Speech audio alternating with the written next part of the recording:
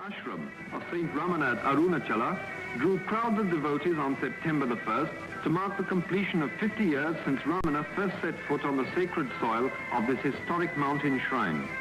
From far and near they flocked for darshan of the holy sage, who by the severest austerities and profound contemplation has attained spiritual wisdom and serenity unique in the country. Thousands draw comfort from his mere presence, for he neither preaches nor blames, setting at ease all who come to him by the essential goodness he radiates to all around. A good man in a troubled world.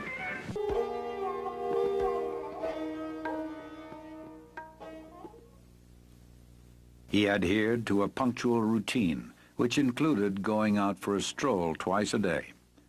At these times he would walk up on the slopes of his beloved Arunachala hill, and if any attachment to anything could be said of him, it was surely an attachment to the hill. He loved it and said it was God himself, the spiritual heart or center of the earth. He seemed to never be so happy as when wandering around its slopes, and once remarked that there was not one spot on the hill where he had not set his foot. He also encouraged devotees to walk around the 8-mile circumference of the hill, as it has been well known from ancient times to be a very potent spiritual exercise. Generally, the Maharshi appeared to be indifferent, a witness to what was going on around him. Nevertheless, he was always aware of what was happening and seemed to be very particular about certain matters. First of all, he insisted that he should be accessible to devotees and visitors at all times, even on the day of his death when he had no strength to even hold his head erect. He asserted that devotees should not be prevented from seeing him. He was also very keen that visitors should be fed immediately upon their arrival, and food should be well cooked and nutritious. He participated and supervised meal preparations for many years. The Maharshi was adamant that no preferences should be given to him in way of food or conveniences. If it is good for me, it must be good for all, he would say when some special food preparation or medicine was offered him. He would then make the attendants distribute the item to everyone present before he would take it himself.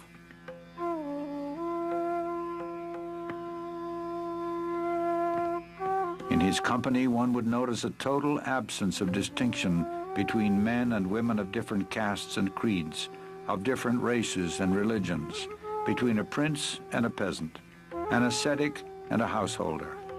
His equality extended far beyond human beings and embraced even plants and animals.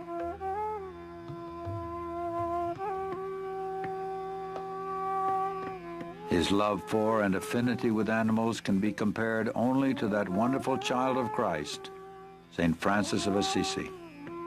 They all came to him, dogs, snakes, monkeys, crows, deer, peacocks, chipmunks, and cows, to name a few.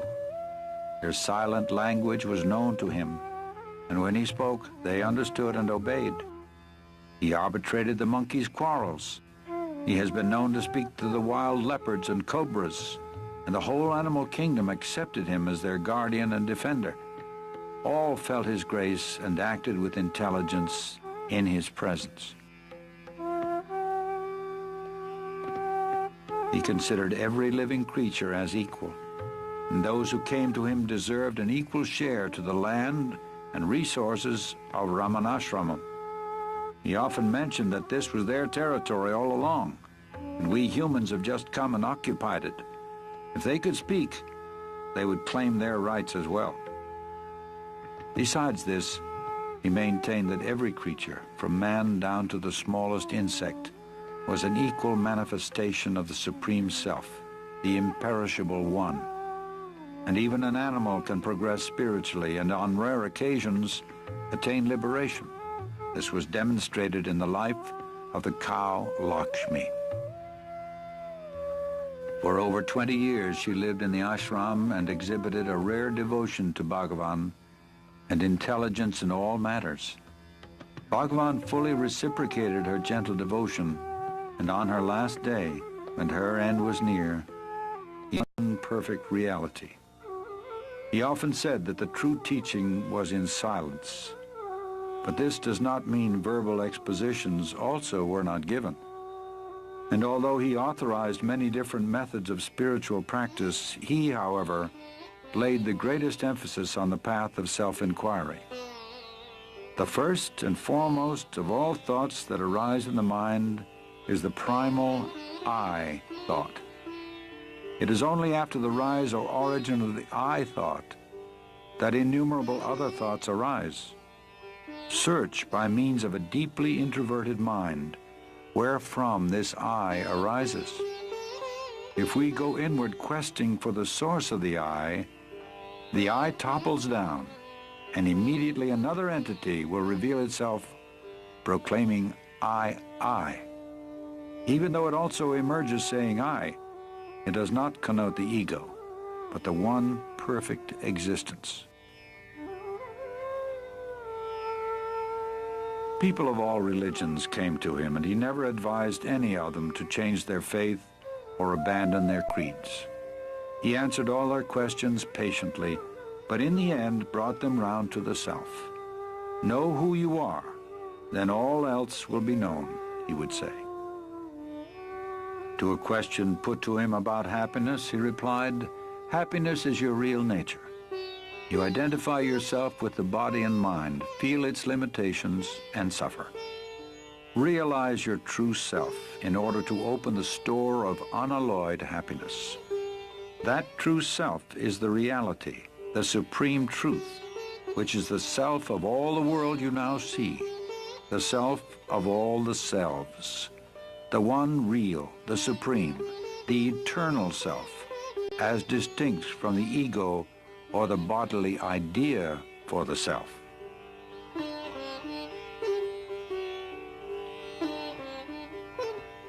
He never advised anyone to renounce their families or move to the forest.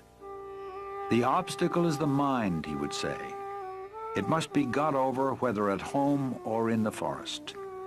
And why should your occupation or duties in life interfere with your spiritual effort? By giving up activities is meant giving up attachment to activities or fruits thereof, giving up the notion, I am the doer. The practice of his teaching doesn't require outward rituals or ceremony. It takes one straight to the source of one's own being, which is the source from whence all religions spring and must ultimately resolve. It can be practiced by men and women of all walks of life, regardless of their environment.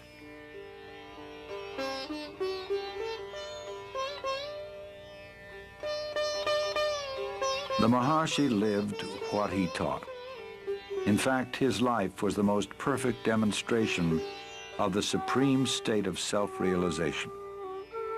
And although he was fixed in the permanent state of pure awareness, his body was subject to the laws of nature. In time, it became afflicted with rheumatism and weakened with age. Early in 1949, a small nodule appeared below the elbow of his left arm. It was surgically removed.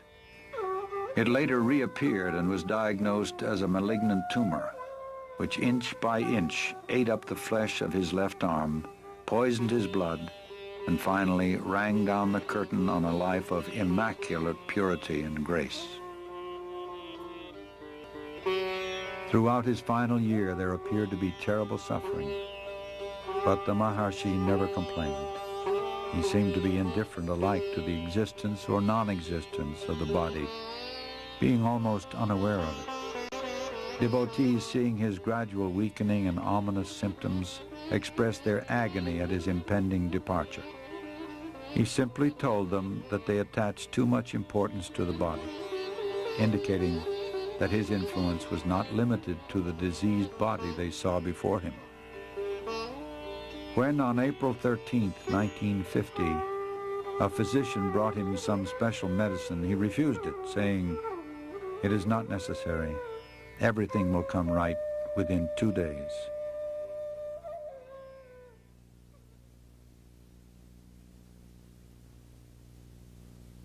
The next day, a long crowd filed past the open doorway. There was no struggle, no spasm, no other sign of death, only that the next breath did not come. At that very moment, an enormous star trailed slowly across the sky and disappeared behind the holy Arunachala hill. Many saw it, even as far away as Madras, and felt what it portended. It was exactly 8:47 p.m., April 14, 1950. Next day, a pit was dug and the body interred with divine honors. The crowd, packed tight, looked on in silent grief.